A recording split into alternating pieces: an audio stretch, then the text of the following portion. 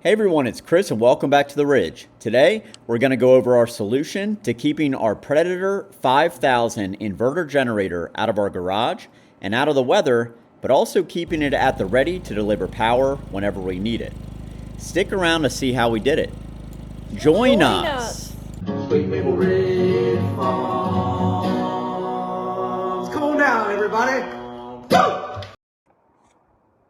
Hey everyone, welcome back to the channel. Thanks for watching, liking, subscribing, all that good stuff. So here's our generator shed, and we built this thing for a couple reasons. Number one, I don't want to spend a lot of money on a whole home generator or anything. Number two, I got sick of looking at our generator as it sat on our deck before, and I wanted a permanent home for this thing out of the garage, but also out of the weather and ready to use, ready to be deployed for when the power goes out here on the Ridge, and it does go out a lot. So we're going to talk about this generator shed. We're going to go on the inside. I'm going to show you the components of it. And then we're going to start it up. I'm going to let it run for an hour. And I'm going to show you what the temperature is on the inside of the generator shed after this thing has been running for an hour. So just a couple things on the outside of this shed. So we have our zombie box, generator exhaust extension. And then I have a Amazon fan that I bought.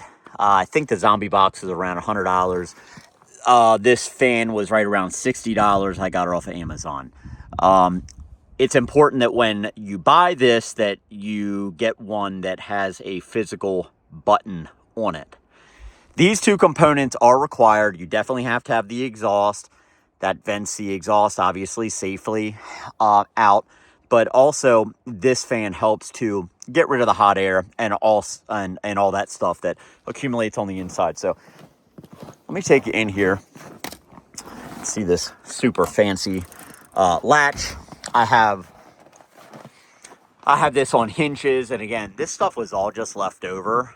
None of this stuff I bought, but I made this so that the roof does lift up as well, and if we would need. And also, I have this fan in here that I just kept in here, but I'm actually going to remove it because everything is vented and works perfectly.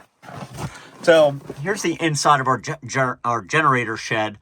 We have the zombie box, and this fit onto the Predator perfectly. And then, of course, we have our fan. Again, I have this fan wired so that when the generator kicks on, the fan also turns on. So that helps to get everything out of here. It helps to move the heat.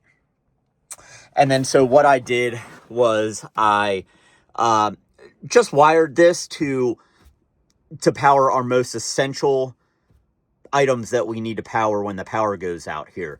We heat our house with a pellet stove, and so one of these Romex wires I have attached to an outlet that's right next to our pellet stove. Also, I have this going to an electronics closet that we have where our Wi-Fi is, and then I have another one next to our refrigerator that's in our garage. So in the summertime, if we need to get that thing fired up, I have the outlets right there.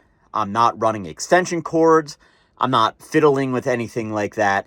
This makes it super easy, and that's exactly what I wanted to have happen. So I'm going to go ahead and start this thing up for you all, and then we're going to close the door. We're going to let this run for an hour. I'm also going to set up this thermometer in here so we'll be able to see after an hour what the temperature is like inside of this generator shed. I want to point out that a very critical part of this generator shed is the fact that there is airflow in here. You have to have airflow. This thing is loosely built.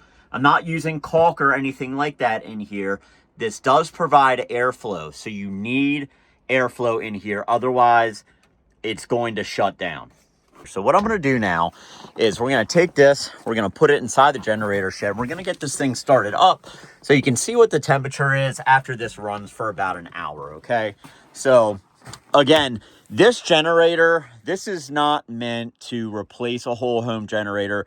This thing is only running the exact things that we need it to run when our power goes out. So is this going to run your heat pump? No. Is this going to run your well pump? Also no. Is this going to run your entire house? No.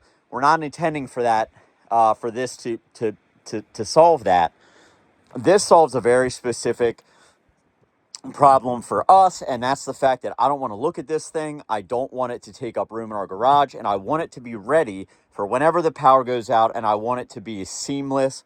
I want it to be able to start up immediately and power the stuff that we need to get it powered. So let's get this thing started. We're going to set the clock. It is 1:06 right now. We're going to get this thing started. We're going to let it run, and we're going to show you how easy it is for this thing to start up. So put that on 1, put that in the start position, then we press this twice. Starts up. You can see the fan starts up. We're going to close it up, and we'll be back in an hour.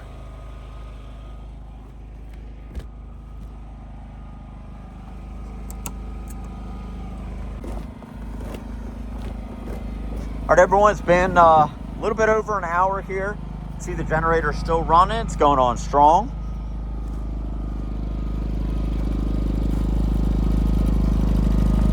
We have the exhaust working. We have the venting. Let's go in here and see what the temperature is.